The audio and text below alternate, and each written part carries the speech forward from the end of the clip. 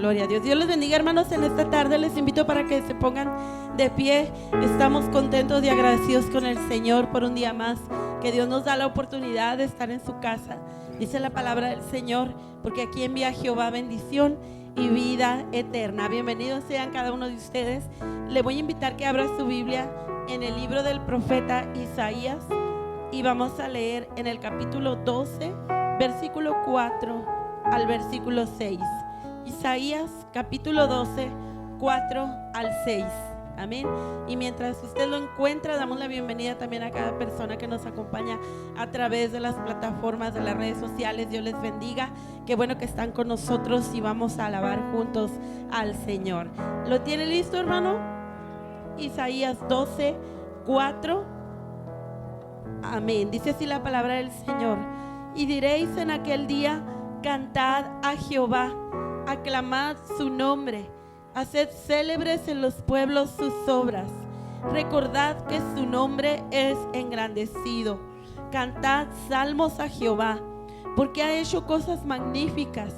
Sea sabido esto por toda la tierra. Regocíjate y canta, oh moradora de Sión, porque grande es en medio de ti el Santo de Israel. Regocíjate y canta, amén, porque grande es en medio de ti el Santo de Israel. Grande es el Señor en medio de nosotros. Vamos a alabarle y vamos a exaltar su nombre. Te damos gracias, Señor, en esta tarde. Venimos delante de tu presencia agradecidos, mi Dios, una vez más, Señor, porque nos da la bendición de poder estar en tu casa. Aquí estamos, Señor, reunidos para adorar y para exaltar tu nombre. Hoy, Señor, nos regocijamos. Queremos, Señor, cantar, queremos adorarte, queremos exaltarte, porque solo tú mereces gloria, tú mereces toda la honra y toda la adoración. Que tu presencia, Señor, sea grande en medio de nosotros, que el mover de tu Espíritu Santo en esta tarde, Señor, sea palpable en medio de nosotros. Toca a cada uno, Padre, te damos gracias en el nombre de Jesús. Amén, gloria al Señor. Y nos congregamos hoy para darle la gloria y la honra al Señor. Amén. Alabe al Señor, hermano, con sus palmas. Te adoramos, Jesús. Te exaltamos, Señor. Bendito eres tu Rey. Estamos aquí, Señor, para adorar, para exaltar. Nos congregamos hoy con anticipación, clamándote a ti. Deseamos presenciar tu gloria y majestad revelada aquí. Sí, Señor.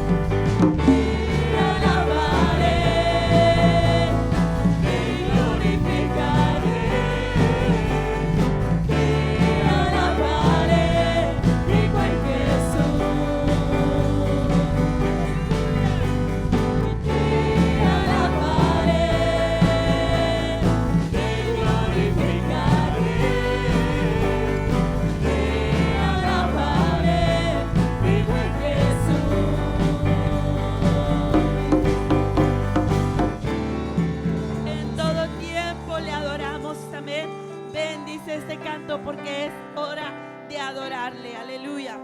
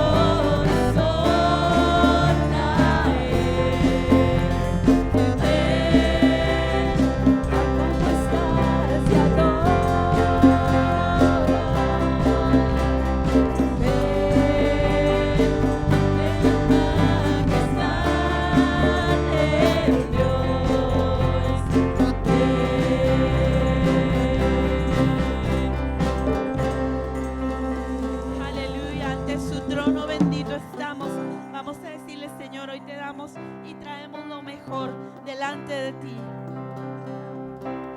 Traemos hoy ante tu altar nuestras coronas. Queremos darte lo mejor de nuestras vidas.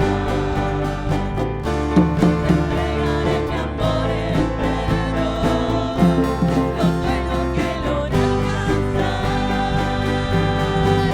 Te daré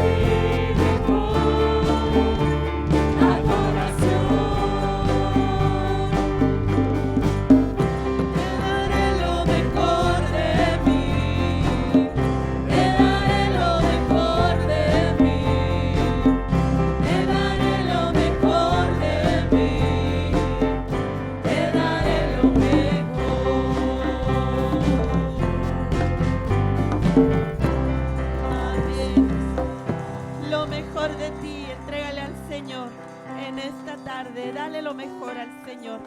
Vamos a hacer una oración por las ofrendas y los diezmos ahí en su lugar. Le invito para que en reverencia oremos y demos gracias al Señor, amén, por la bendición que Dios nos da cada día. Vamos a orar y yo le voy a pedir así a nuestro hermano Juan que nos dirija en esta oración. En el nombre de Jesús, Dios, queremos darte gracias, Señor, porque nos permites traer, Señor, de lo que tú nos has dado, Padre Santo. Gracias, Dios, porque nos permites, Dios, traerte nuestras ofrendas y nuestros diezmos, Señor, con gozo. Padre, en el nombre de Jesús, Dios, clamamos a ti, Dios, para que si entre nosotros hay quien no tenga trabajo, Dios, que tú le suplas, Dios, y que le suplas un muy buen trabajo, Señor. Asimismo, Dios, clamamos por las manos que lo administran, Dios, que tú traigas sabiduría, Padre Santo, en el nombre de Jesús, Dios. Y como siempre, Padre, que tu nombre siga siendo glorificado en todo, mi Dios. Amén y amén. Amén. Así podemos pasar y traer nuestras ofrendas al alfolí.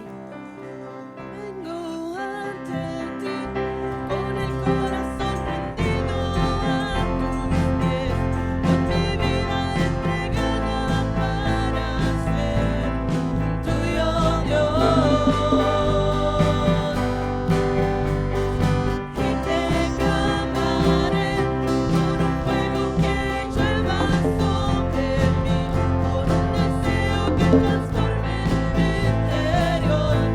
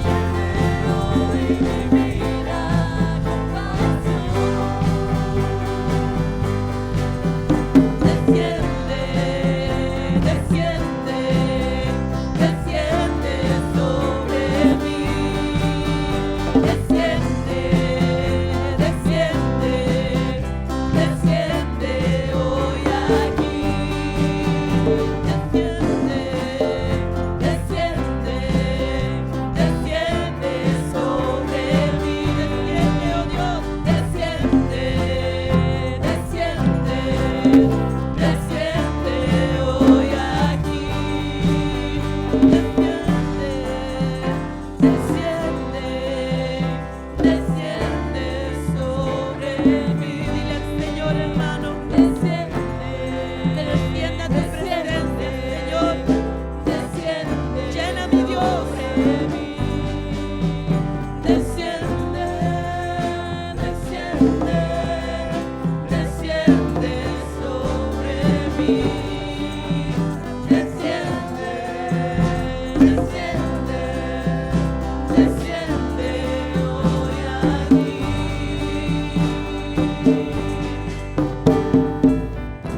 Desciende, Señor, sobre nuestras vidas, oh Dios. Llena, Señor, cada corazón. Hoy es un tiempo, hermano, de adorar al Señor. Aquí está el Señor. Si usted puede creerlo, entonces yo le invito para que levante sus manos y adore al Señor y cante con nosotros este canto. Amén. Adore al Señor, porque aquí está el Señor para tocar, para obrar, para llenar su vida. Adore al Señor con nosotros, ahí en su lugar, mi hermano. Y si esta fuera nuestra última noche, que el Señor nos encuentre adorándole, amén.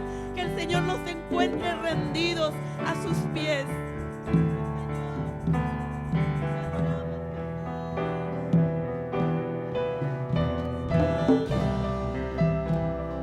Debemos mover. Dile al Señor.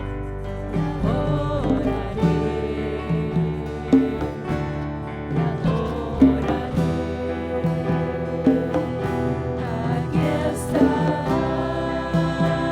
obrando en mí. Te adoraré, te adoraré. Aquí estás, debemos mover. Te adoraré, te adoraré. Aquí estás, obrando en mí, obrando en tu vida. Te adoraré, Dile al Señor, te adoro. te adoraré. Hoy y siempre, Señor.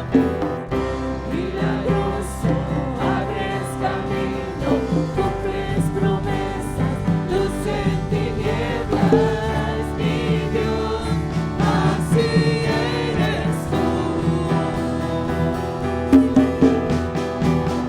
Milagroso, abres caminos, cumples promesas, luz en tinieblas, mi Dios, así eres tú.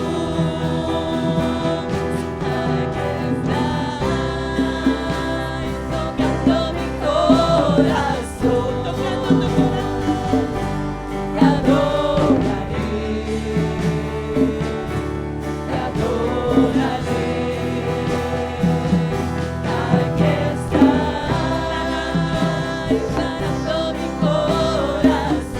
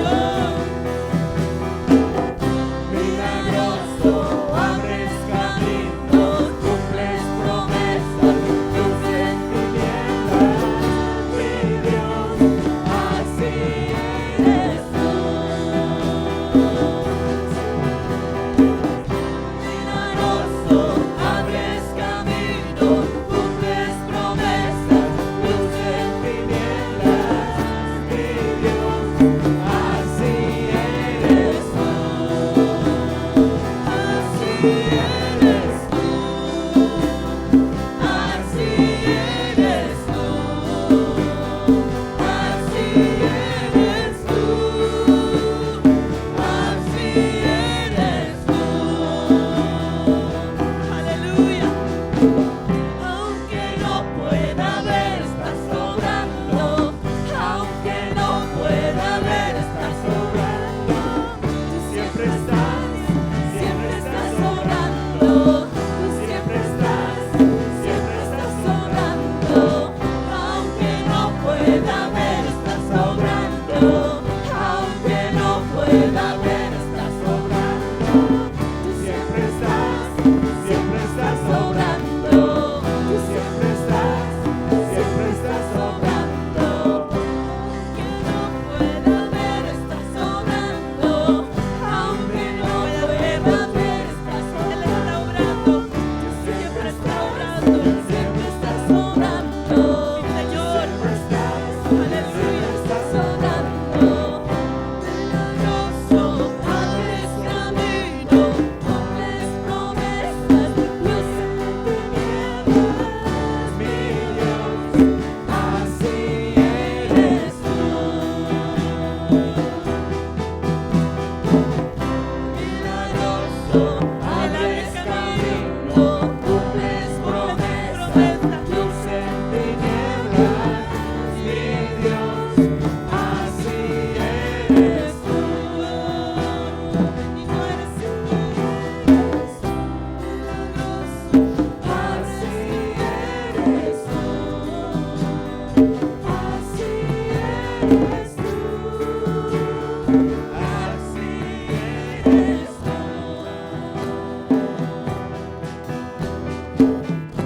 milagroso, abres camino. Se escuche tu voz, mi hermano. Que se escuche tu voz. Y dile, Señor, porque hemos creído en ti. Porque nos has dado, Señor, una fe. Porque nos has dado esa fe, Señor, que va más allá de nuestro razonamiento. Una fe, Señor, que va más allá de las circunstancias. Porque tú nos has dado, Señor, esa fe que nos permite, Señor, caminar día a día, poniendo nuestra mirada solo en ti, Señor. Oh, mi Dios, cumples promesas. porque cada una de tus promesas son fieles, son verdaderas. Así eres tú, Dios. Oh, sí, Señor. Dios de milagros, Dios de maravillas. Aquel hermano que te ha sanado, el que te ha salvado, el que te ha transformado. Cada día permite el Señor que te levantes. Dile en esta hora, gracias, Jesús. Gracias, Jesús. Te adoramos, Señor, te adoramos.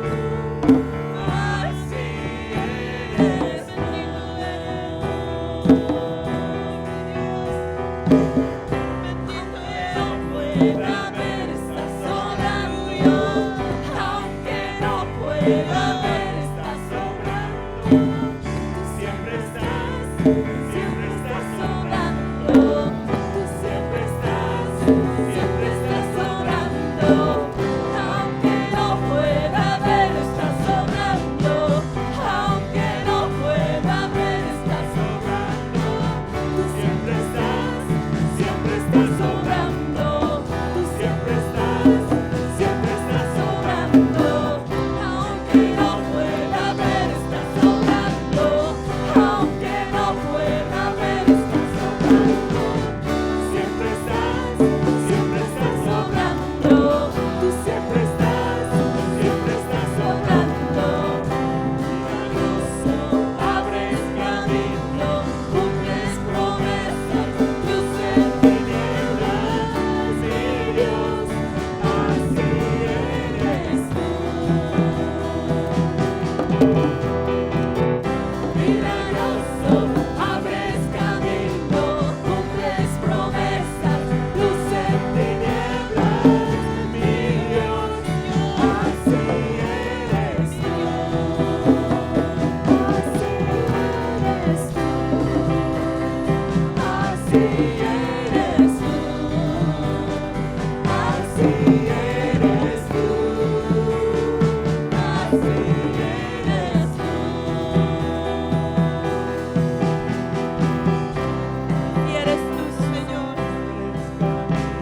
hacedor de maravillas.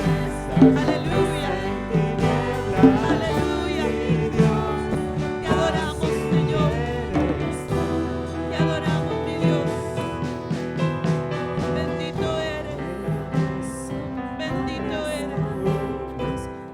Así es el Señor, mi hermano. Así como lo desamparó aquella viuda, multiplicándole el aceite. Así como el Señor alimentó a Elías. Así como Dios obró en la vida de cada uno de su pueblo. Así como el Señor ha obrado durante todo este tiempo. Dios sigue obrando este día. Porque no hay nada que sea imposible para el Señor. Si tan solo crees, dice la palabra. Si tan solo crees, mi hermano, verás la gloria de Dios. Porque no hay nada que sea imposible para el Señor. Y aún aquello que Él permite es para nuestro bien. Aún aquello que Él permite es para nuestro bien. Dele la gloria y vamos a decirle: Señor, gracias. Porque no hay nada que sea imposible para ti. Dios de lo imposible, hoy te adoramos, hoy te exaltamos, hoy bendecimos tu nombre. Gracias, Señor. Sí, mi Dios. Bendito eres, Jesús. Bendito eres, Señor. Gracias te damos, mi Dios. Gracias, Señor. Gracias, Jesús.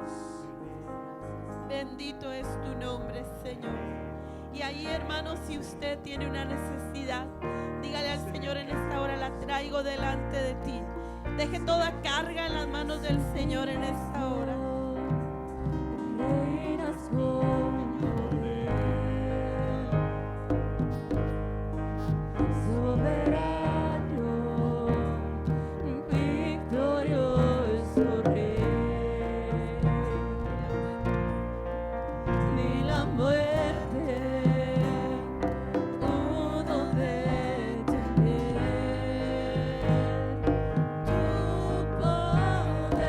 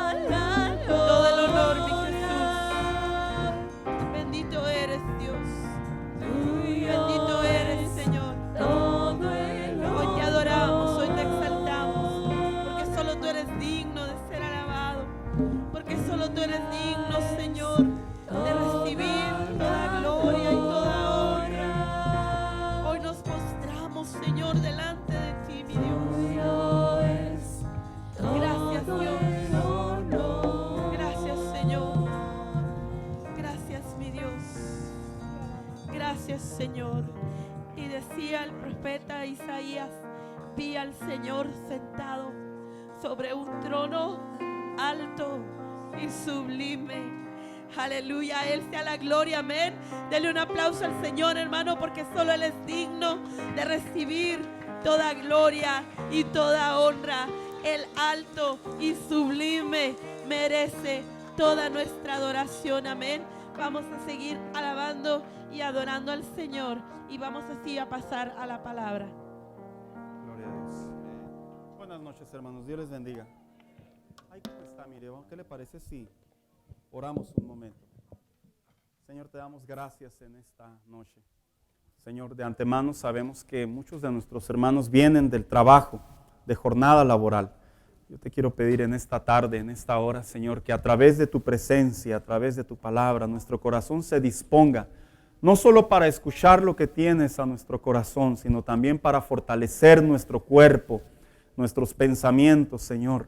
Remueve toda distracción, remueve, Señor, todo cansancio, que en tu nombre, Señor Jesucristo, podamos salir bendecidos a través de tu palabra, de tu presencia, de este lugar. Gracias, Señor, por la oportunidad que nos das de congregarnos, como decían los salmistas. Bienaventurados los que por las noches se congregan. En el nombre de Cristo Jesús. Amén. Quiero invitarlo, hermano, que abra su Biblia junto conmigo y me acompañe a la carta a los Romanos.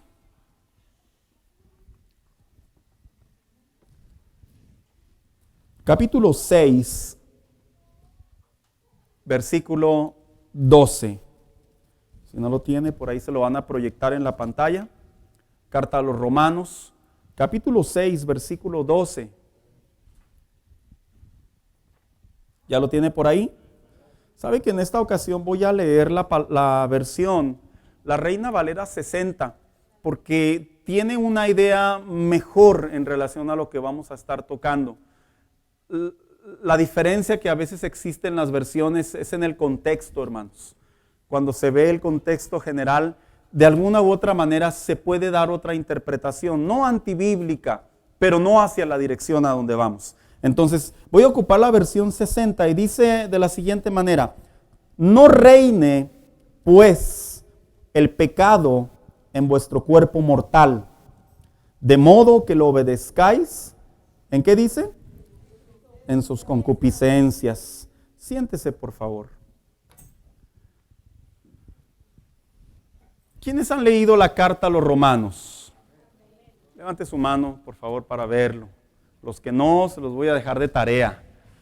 Se dice que esta es la carta, una de las cartas más importantes que podemos encontrar en el Nuevo Testamento debido a su contenido. Es la carta que de hecho el apóstol Pablo ocupó para poder adoctrinar, para poder contestar interrogantes, para poder hacer aseveraciones inspirado por Dios en relación a la justificación.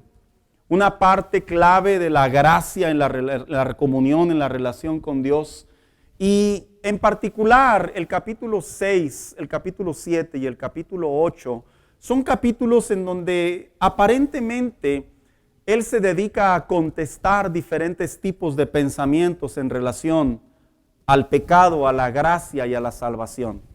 Cuando uno lee el 6, 7 y 8, hermano, son capítulos entrelazados, porque ellos hablan de una de las grandes preocupaciones que había en la iglesia de aquellos tiempos. ¿Sabe? Siempre hay interrogantes en relación a la Biblia, a sus conceptos, a sus definiciones, siempre, porque la mente del hombre generalmente siempre está rebuscando más lo negativo que lo positivo. La mente del hombre siempre está rebuscando más lo que puedo hacer hasta tocar el límite sin afectarme. Le voy a poner un ejemplo, como las personas que sacan una tarjeta de crédito y la pregunta primera es: ¿y cuánto tengo de límite? Qué interesante es que esa pregunta de alguna manera ya programa a la persona que puede tocar una cantidad y no importa para qué, generalmente la puede tocar. Cuando deberíamos de preocuparnos y decir, ¿verdad? No le ponga mucho crédito, por favor, porque no me quiero emocionar. De la misma manera, en aquellos tiempos Se dice que cuando la carta a los romanos fue escrita, había diferentes pensamientos en la vida cristiana. Entre algunos de ellos, ya corrían por ahí los filósofos, los griegos. Estaban otros gnósticos, ya estaba el panteísmo, definiciones que son muy actuales y que están infiltradas en muchas de las ocasiones dentro del cristianismo liberal, moderno, neopentecostal. Ya existían pensamientos de filósofos que se fueron introduciendo en el pensamiento de la gracia, específicamente separando lo que es el pecado y la salvación. De tal manera que el apóstol Pablo ocupa estos 3 capítulos para decirle a la iglesia, ¿saben?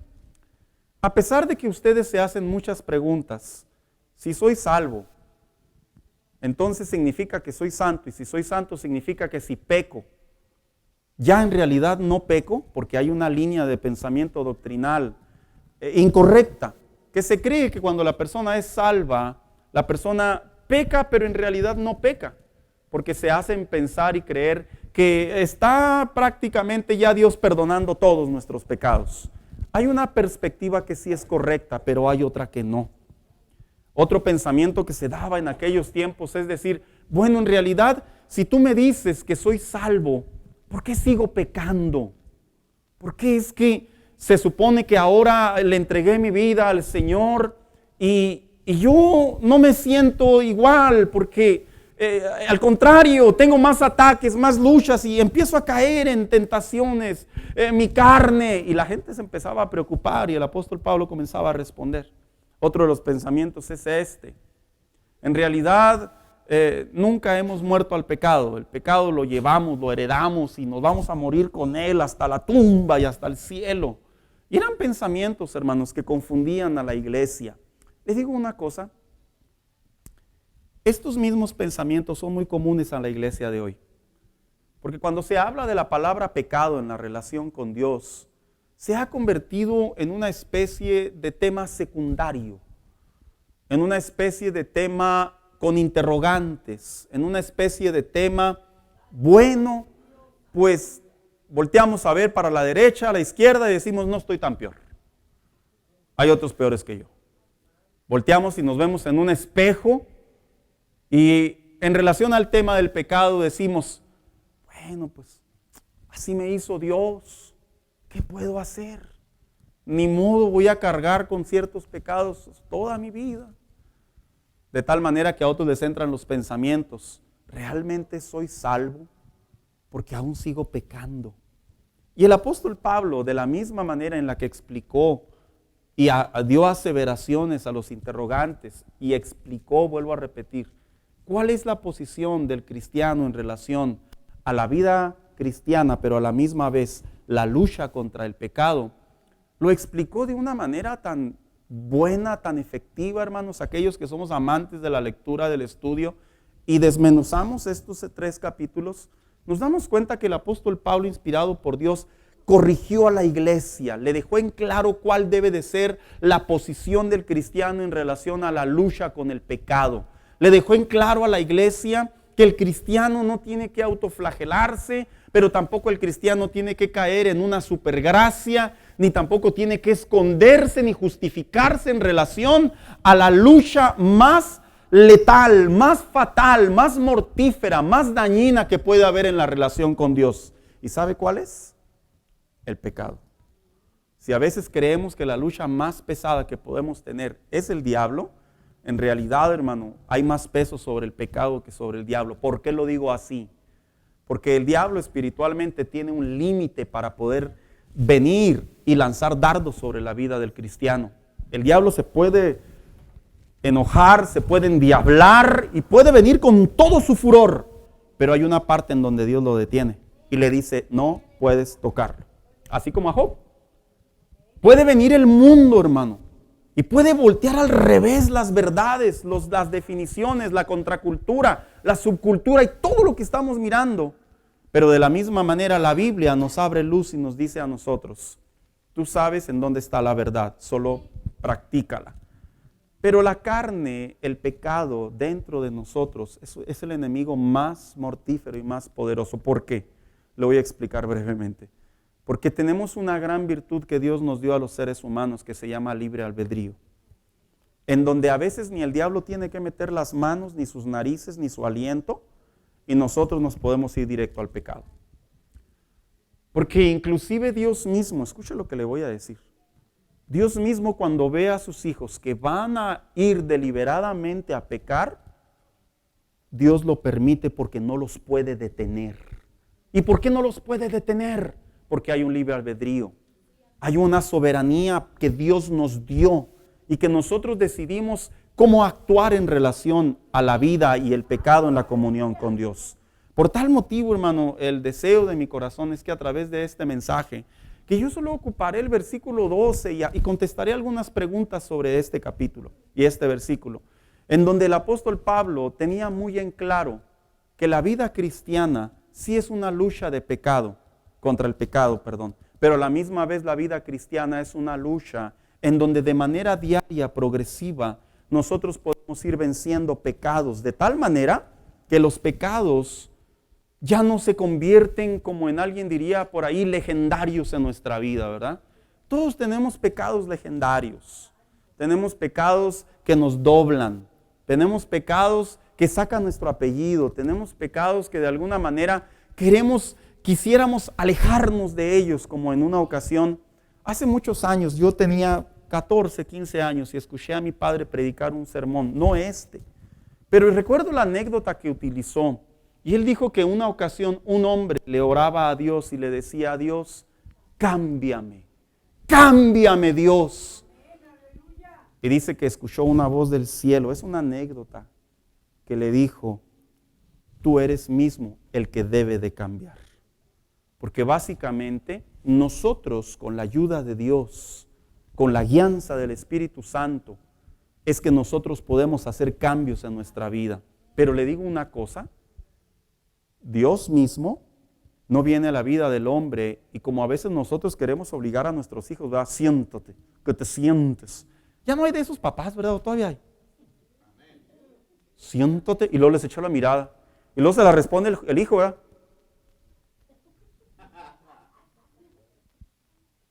Yo vengo de la generación en donde la mirada me sepultaba en el Hades, hermanos. Donde mi papá nomás decía, en la casa hablamos y no hablábamos, hermanos. Se iba directo a lo otro. Y es interesante cómo en la vida cristiana el apóstol Pablo le dice a la iglesia, sí hay manera en la que en la vida cristiana uno, en la lucha contra el pecado, uno pueda vencer.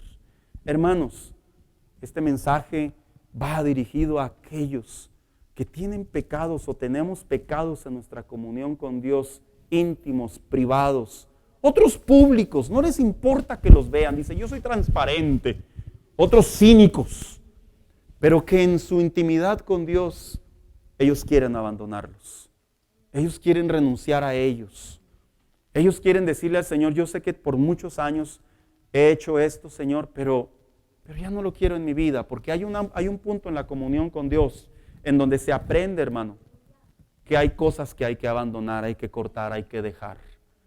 Nos vemos, sonreímos, adoramos, servimos, nos congregamos, llevamos una vida tan normal y tan común, pero no podemos tapar el sol con un dedo y decir que no hay pecado en nosotros y que nosotros somos súper santos y que todo está bien entre Dios y nosotros. Le digo una cosa, la vida cristiana, dice la Escritura, que nosotros vamos a la medida del varón perfecto.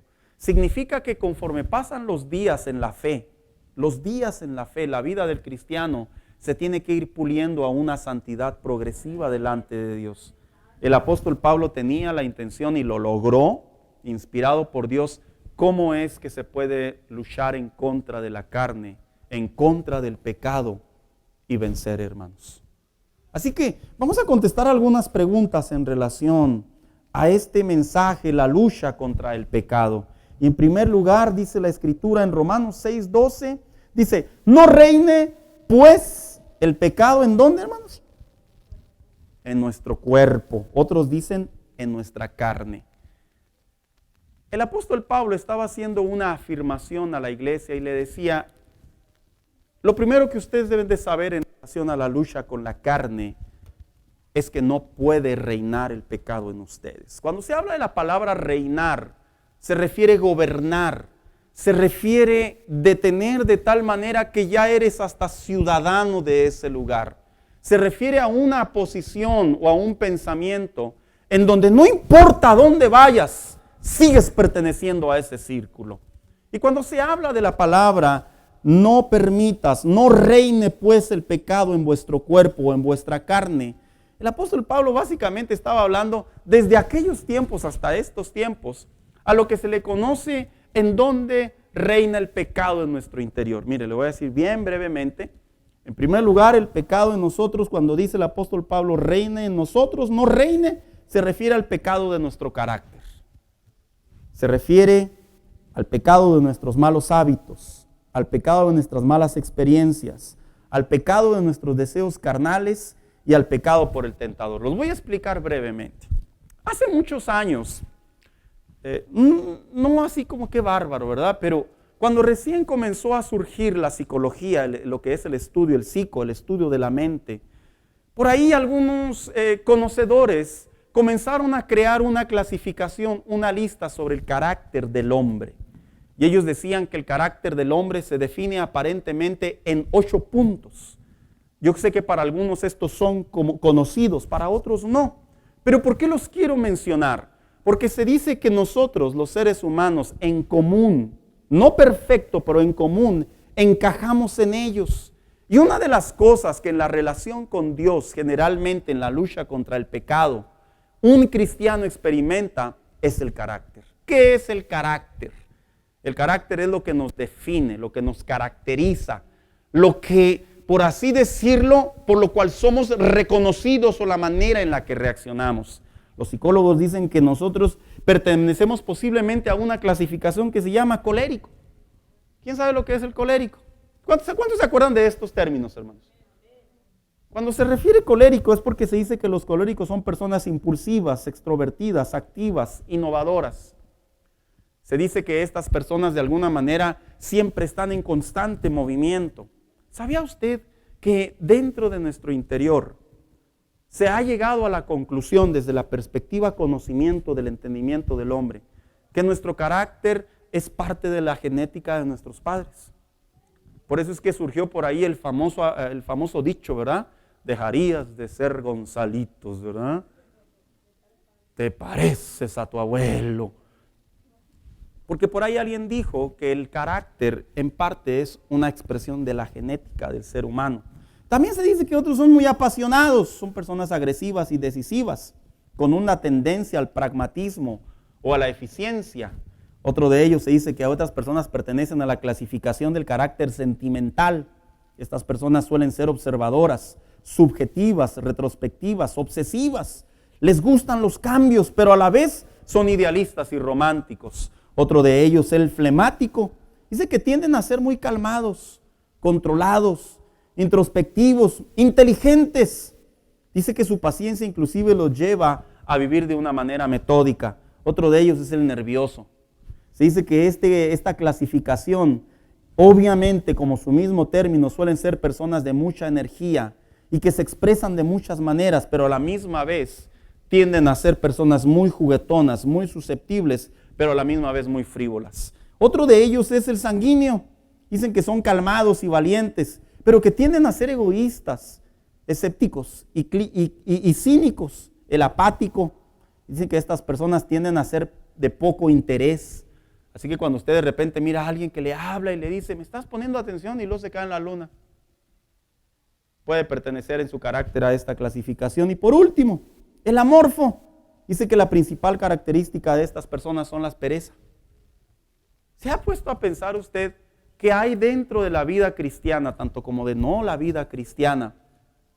Nosotros conocemos varios que encajan en estos pensamientos. Ahora, no son pensamientos bíblicos, pero sí son pensamientos que bajo los estudios han detectado que el comportamiento del hombre en base a su genética, por lo que le llaman ellos su carácter, así se comportan. Por eso es que de repente usted puede ver en la iglesia hermanos que son bien perezosos. Perezosos. Que hasta para orar Les da flojera.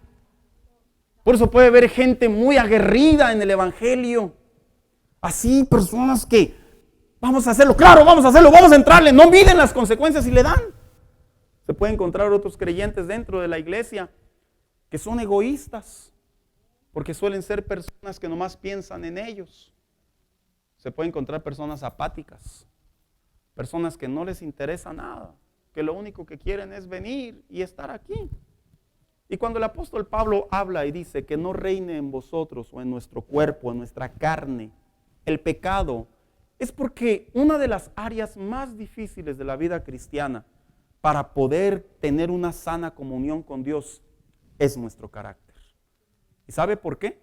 Porque el carácter generalmente traiciona mucho. Generalmente el carácter es esa parte que a veces se convierte en una gran fortaleza, que aunque nosotros querramos buscar a Dios, generalmente decimos, es que no puedo. Y cuando el apóstol Pablo decía que no reine en vosotros, que no reine dentro de ti, el pecado en tu carne, se refería también al carácter. Y la pregunta es, ¿por qué? Porque el carácter es esa parte interna, emocional, es esa parte interna que aparentemente, fíjese lo que voy a decir, está separada del espíritu, pero de alguna u otra manera es una lucha en donde nosotros, si por nosotros fuera, nos arrancábamos esa parte de nuestra vida y la alejábamos y nos quedábamos con la parte espiritual. Qué lindo sería, ¿verdad, hermanos? Pero en realidad dice el apóstol Pablo, lo primero que debes de saber es que no puedes permitir que tu carácter reine en tu comunión con Dios. Y luego también decía, ¿por qué no debemos de dejar que reine? Porque también hay otra parte del pecado dentro de nosotros, que son los pecados de los malos hábitos. ¿Qué son los malos hábitos? Los malos hábitos es lo que se le conoce como la repetición constante de las rutinas. ¿Sabía usted que en la vida cristiana hay pecados de malos hábitos? Uno dice, bueno, son malos hábitos, pero no son pecados. Sí, sí son pecados. Hay gente que tiene el hábito de decir mentiras. Hay gente que tiene el hábito de ser codiciosos, de ser envidiosos. Y esos son hábitos que se van formando en la relación con Dios. Y dice el apóstol Pablo, no dejes que reinen en tu corazón, en tu comunión con Dios, los malos hábitos. Pero también existen otros, los pecados aprendidos de nuestras malas experiencias. ¿Sabía usted que en la vida cristiana hay pecados que se adquieren, se aprenden y se fortalecen por las malas experiencias que vivimos en la fe a veces? De hecho, principalmente en la fe. Por ejemplo, esos creyentes que de alguna manera son muy desconfiados. No, es que ya no se puede confiar ni en el pastor. Por eso cuando el pastor se me acerca, ¿y ahora qué hice? No, es que yo no puedo, ya nomás escucho ciertas cosas. Porque vienen de malas experiencias que los han dañado, los han herido de tal manera que ahora en su relación con Dios lo único que hay es una barrera. A lo que por ahí alguien dijo es que la burra no era arisca, la hicieron. Y se pone a pensar como el apóstol Pablo le decía a la iglesia, puedes permitir que los malos hábitos sean parte de tu vida diaria. Otro de ellos es el pecado aprendido de las malas experiencias. El pecado de los deseos carnales. ¿Sabe? Uno de los principales problemas que había en la iglesia en el Nuevo Testamento, hermanos, eran los pecados sociales, vocales y eróticos. Sociales en la cuestión de la interacción. Vocales en relación a todo lo que relaciona con la boca, lo hablar. Pero también los eróticos. De hecho, en el Nuevo Testamento, la gran mayoría de los apóstoles hablaron de estos pecados. Y la pregunta es, ¿por qué? Porque dentro de nosotros existe una condición caída. Y que esa condición caída de alguna manera se sigue revelando y quiere practicar los pecados. Mire, hermano, un alto porcentaje de cristianos tiene problema con pornografía. Como usted no tiene idea. Como usted no se lo imagina. Un alto porcentaje de cristianos tiene problemas con imágenes eróticas. lasciviosas, como usted no tiene idea. Un alto porcentaje de jóvenes tienen un alto problema con la pornografía, con el erotismo, con el deseo propio del deseo sexual. En otras palabras, la fornicación y la masturbación.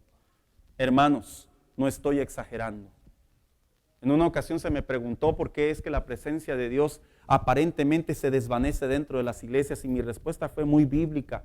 Dije, porque lo que impide la presencia de Dios dentro de las iglesias, que tome control, como sabemos que generalmente Dios se glorifica, es porque generalmente los cristianos llegamos a la iglesia no con el deseo de abandonar el pecado, sino cargados de pecado, les decía yo.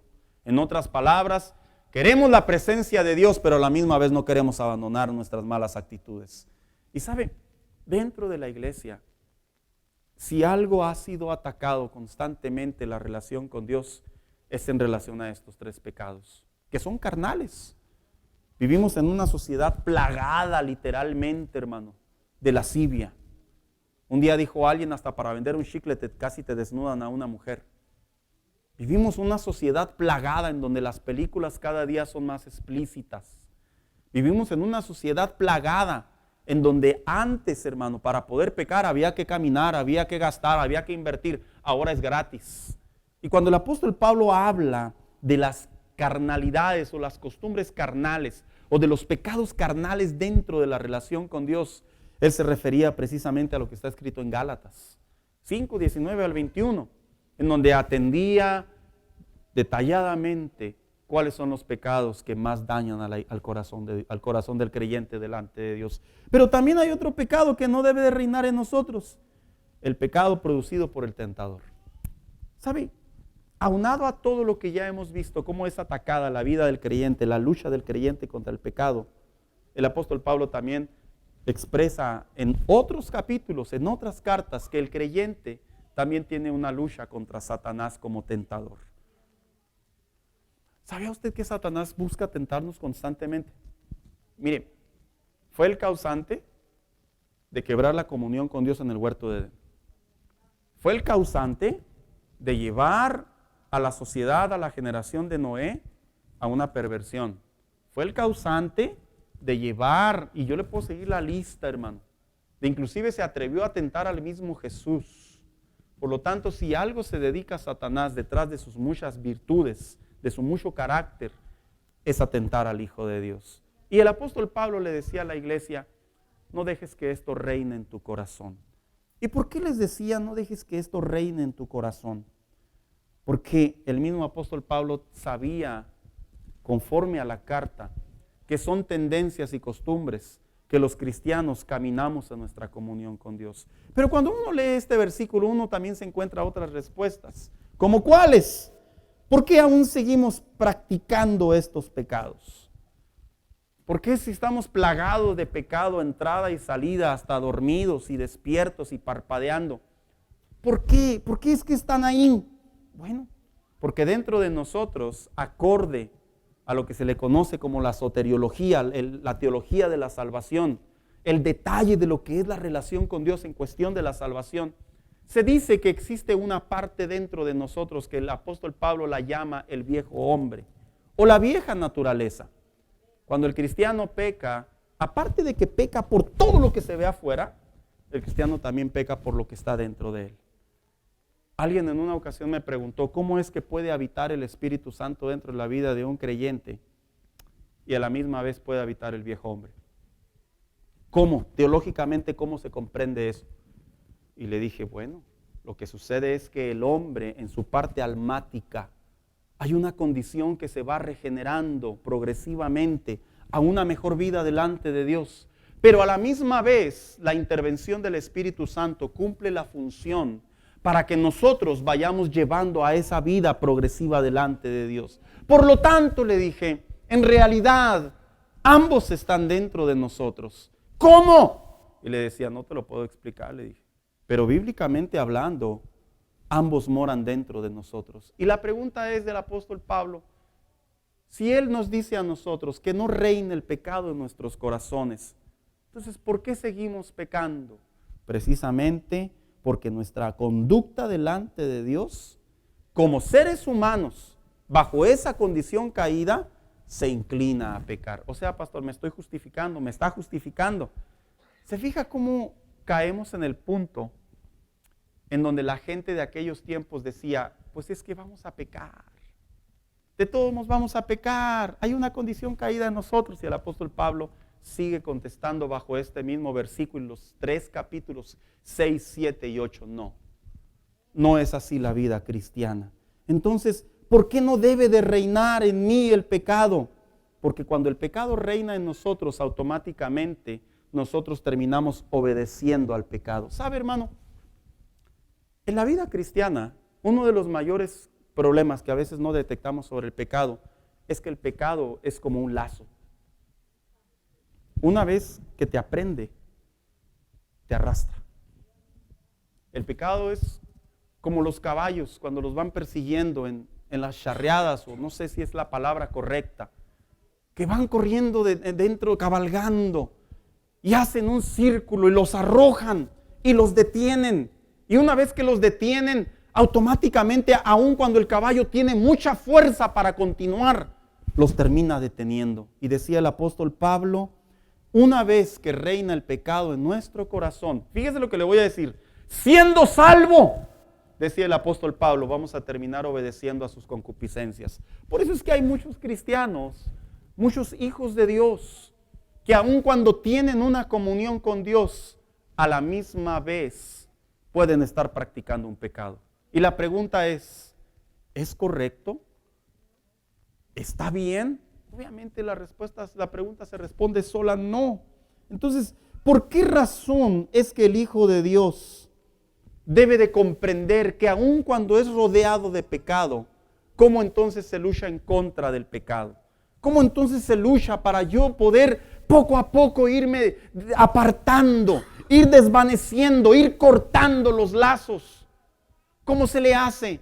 Bueno, pues el mismo apóstol Pablo nos dice, en primer lugar, que para que nosotros sepamos que el pecado no puede reinar en nosotros, es porque ahora nosotros, debido a que Cristo murió en la cruz del Calvario y venció el pecado, es que nosotros podemos vencer.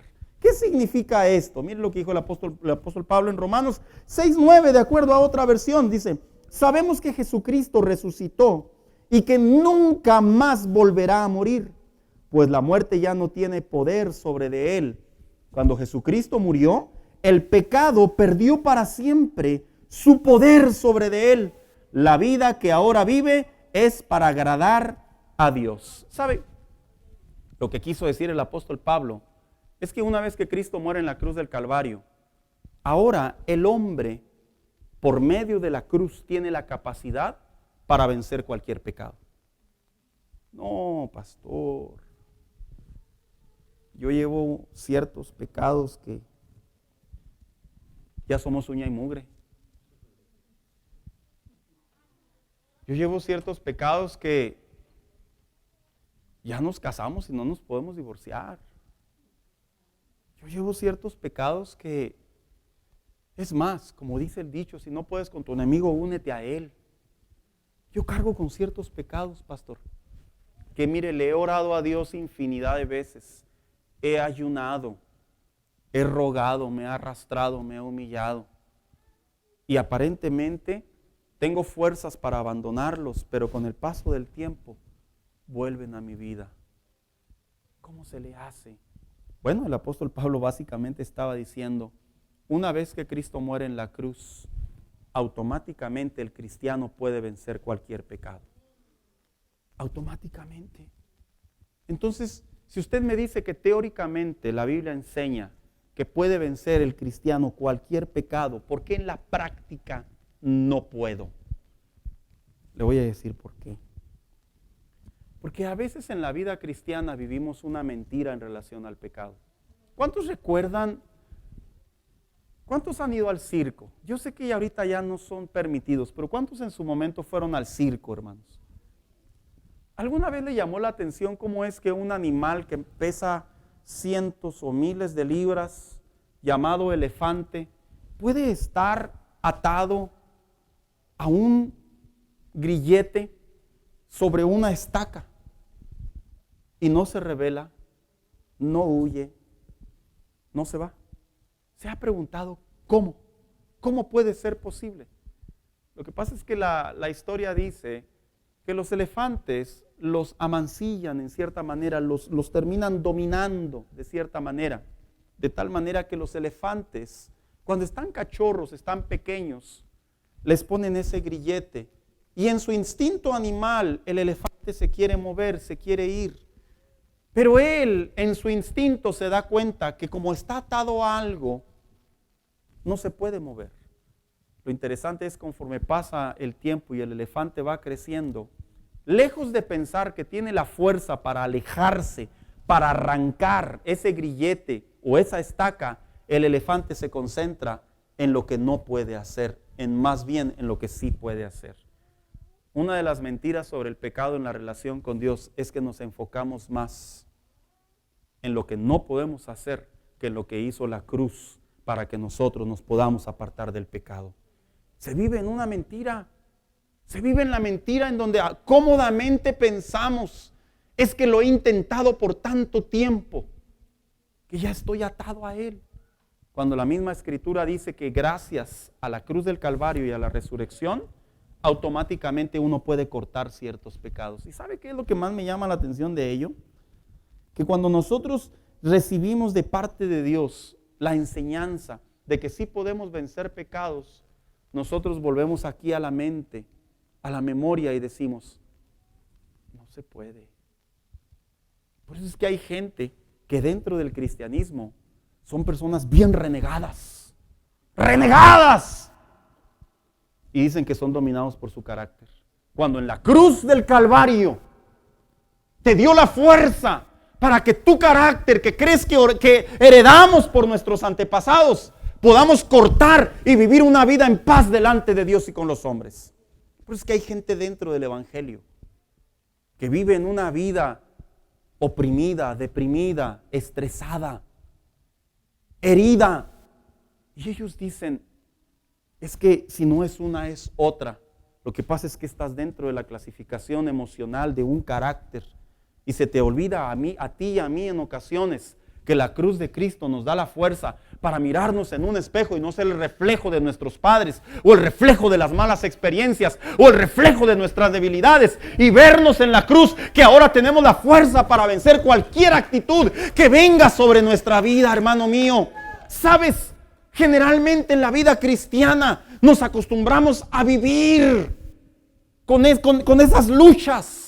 Nos acostumbramos a vivir con esos pecados, nos acostumbramos a vivir con esas debilidades, nos acostumbramos a vivir con esas bajezas, nos acostumbramos a vivir con ese dolor en la comunión con Dios. Cuando la Biblia claramente dice el apóstol Pablo, no dejes que reine, porque si reina prácticamente estás haciendo a Dios mentiroso. Y la cruz del Calvario no tuvo un efecto en tu vida, sí lo tuvo, y tenemos la fuerza para vencer cualquier pecado que estemos arrastrando delante de Dios.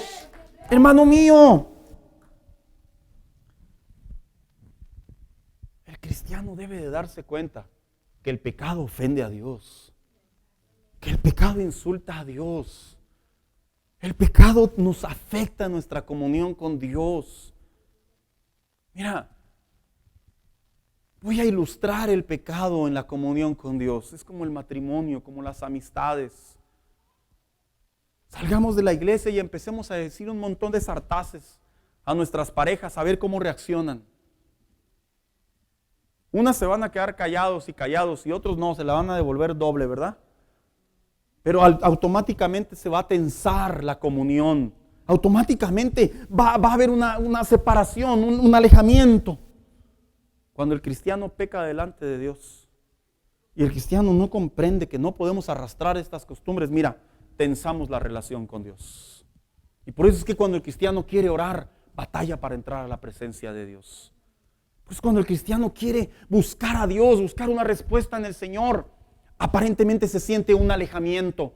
No por Dios, porque nosotros con nuestra conducta, con nuestro carácter, con nuestra manera de pensar y de vivir y de reaccionar, nosotros mismos nos alejamos de la presencia de Dios. Escúcheme, Dios jamás se aleja. El que se aleja somos nosotros.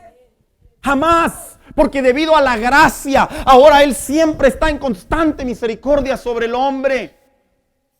Pero cuando nosotros, hermano mío, en nuestra comunión con Dios, no comprendemos esta parte.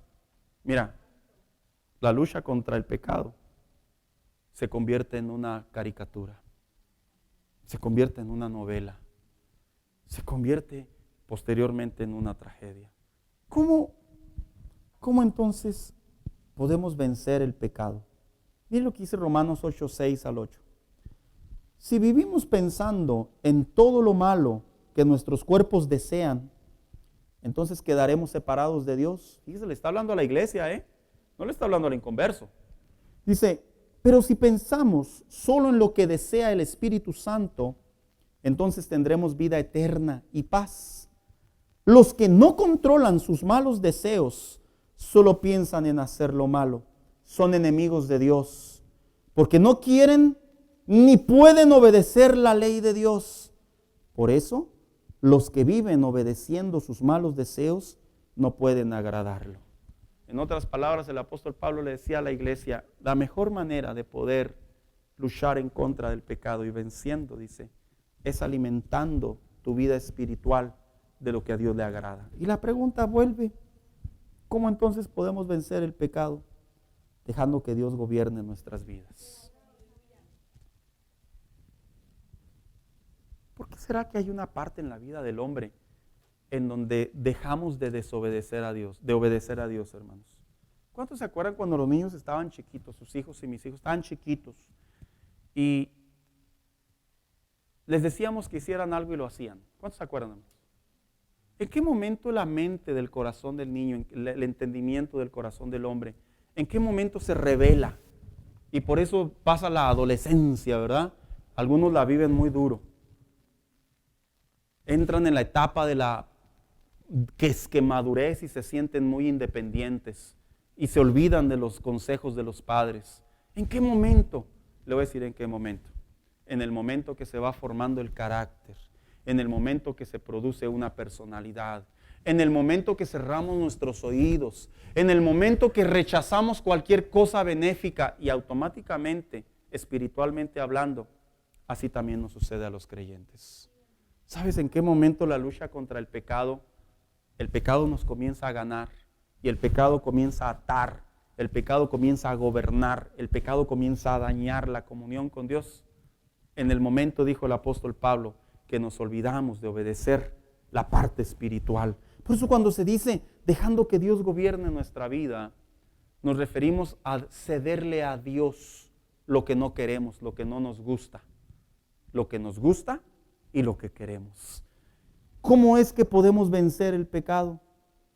Bueno, obedeciendo a su palabra.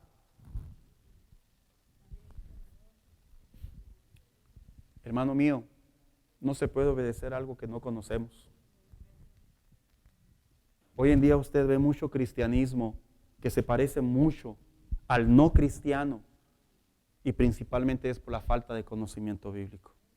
Pero en realidad, ¿cómo se puede vencer el pecado cuando el apóstol Pablo decía que esa conducta nos aleja de Dios, pero si nos acercamos espiritualmente a Él, dice, tú puedes tener comunión con Dios? Se dice que había una vez un hombre que llegaba a un pueblo, traía 2 perros, uno blanco y uno negro. Cuenta la historia que este hombre se dedicaba a hacer apuestas. Así que la gente sabía que cuando este hombre llegaba era el momento de ganar o perder. Cuando este hombre comenzaba a hacer las apuestas, la gente participaba. Y alguien comenzó a notar que el dueño de los 2 perros, el blanco y el negro, nunca perdía. Cuando todas las apuestas se recargaban sobre un animal, él las recargaba sobre el otro. Y en una ocasión alguien observó ese detalle y le dijo, ¿cómo le hace para que cuando usted apuesta sobre un perro, usted no pierde? Y le dice a aquel hombre, es muy sencillo. Mientras a este le doy mucho de comer, a este no le doy nada de comer. Y es como puede vencer uno al otro. En la vida cristiana, el hecho de ser salvos no nos exime de que nosotros podamos pecar. Pero en la vida cristiana, entre más le invertimos a la vida delante de Dios, la carne se va debilitando.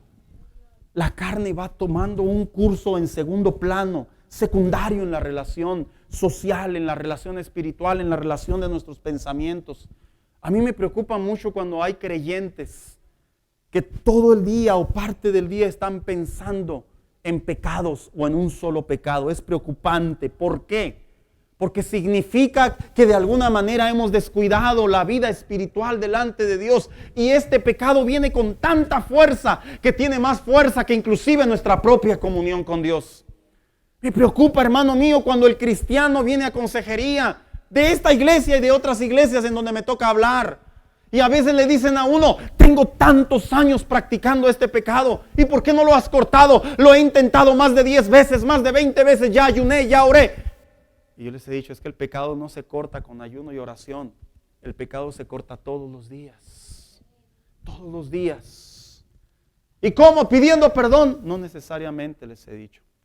Cuando tú te acercas más a Dios, el pecado ya no tiene la misma fuerza para dominarnos.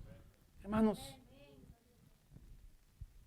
el pecado es un tema muy secundario en estos tiempos. De hecho, la gente se preocupa más por nuestros problemas, por nuestras necesidades, por nuestra salud, que no es malo, es bien, es parte del diario vivir. Pero si hay un tema en la Biblia que Dios nos invita a que nosotros cuidemos, es la lucha contra el pecado. ¿Y sabe por qué? Porque la carta a los Hebreos abiertamente dice, sin santidad nadie verá al Señor. Vente, hija. ¿Sabía usted que el apóstol Pablo tenía este mismo sentimiento? Por eso es que en el capítulo 7, más adelante, él dice, a veces cuando me descuido, mi mano derecha hace lo que mi mano izquierda le dice que no haga. Y luego él dice más adelante, miserable de mí, haciendo referencia que en su comunión con Dios, él tiene muy en claro cómo se puede vencer la lucha contra el pecado. Dice, pero de alguna manera, la otra naturaleza que habita dentro de mí, a veces me gana la partida.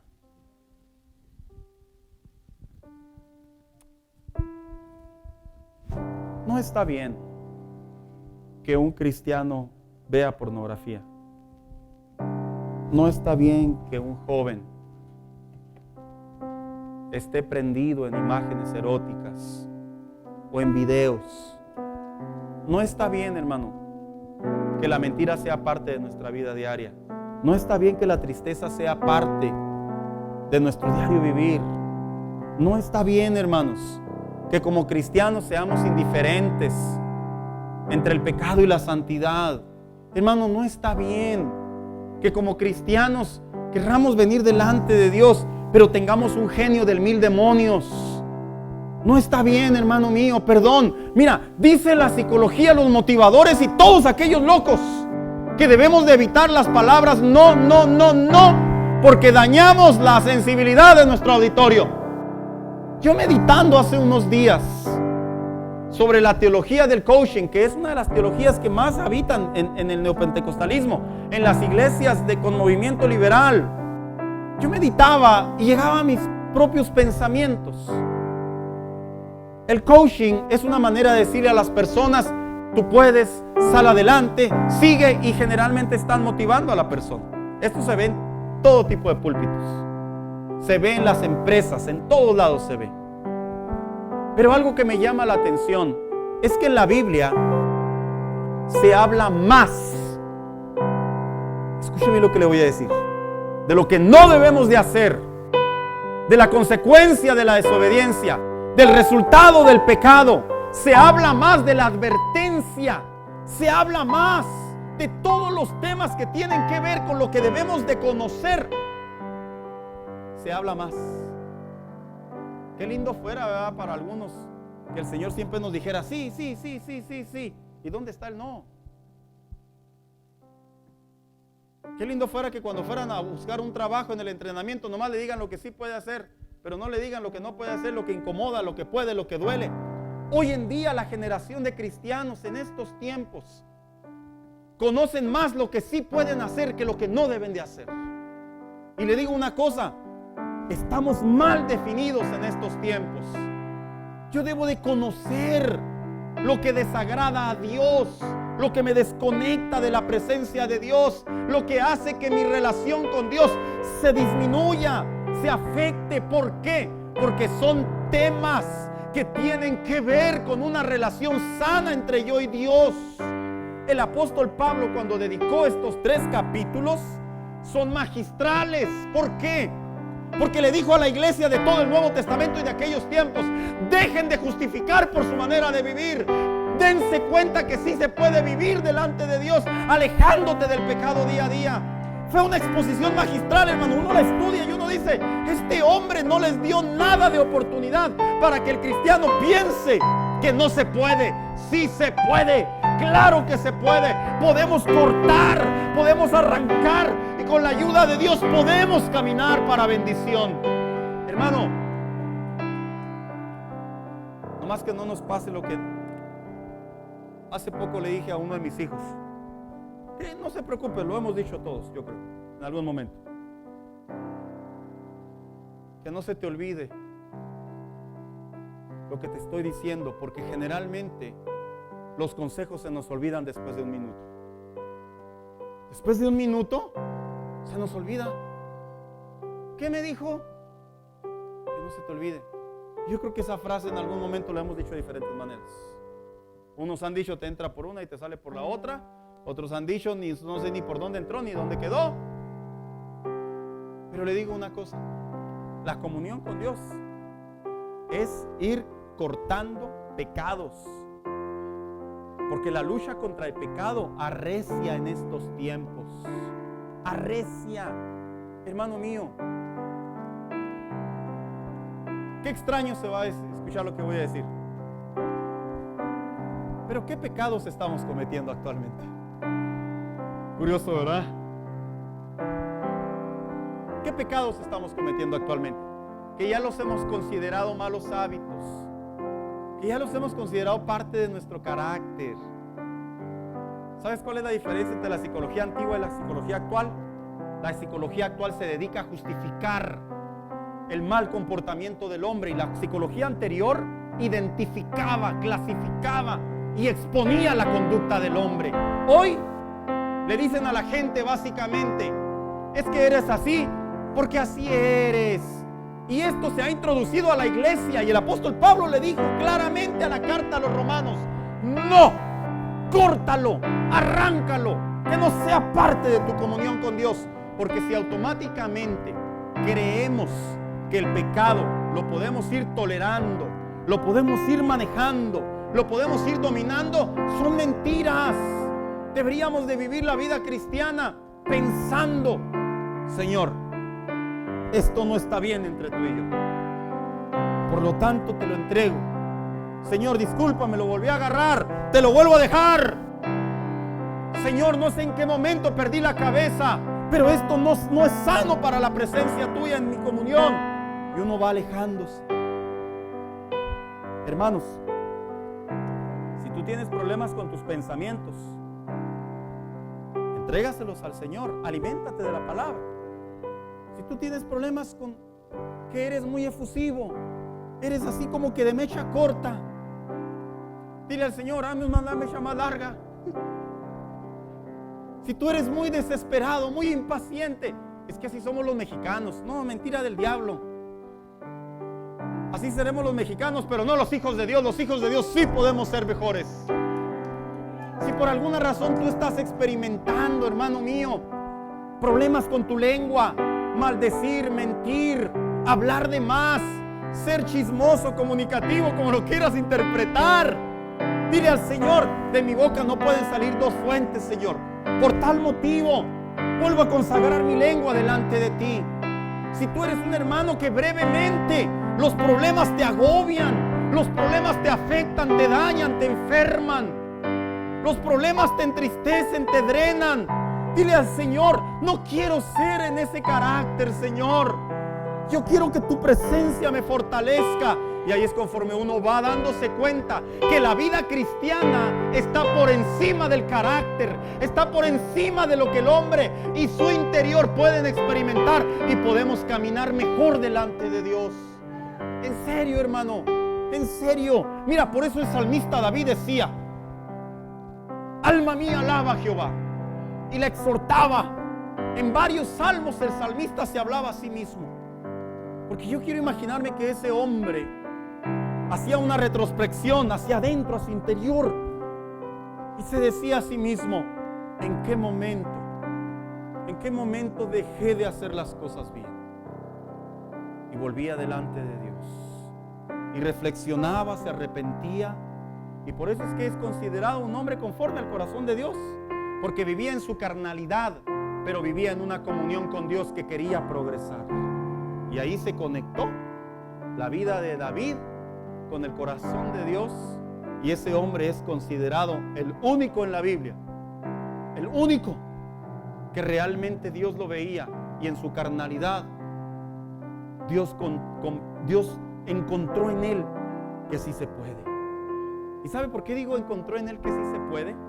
Porque él es un ejemplo, tanto como el apóstol Pablo y otros más en la Biblia, de que aunque somos seres humanos y pecamos, nos podemos arrepentir, nos podemos levantar y podemos abandonar esas tendencias pecaminosas. Yo le quiero invitar que se ponga de pie en esta hora.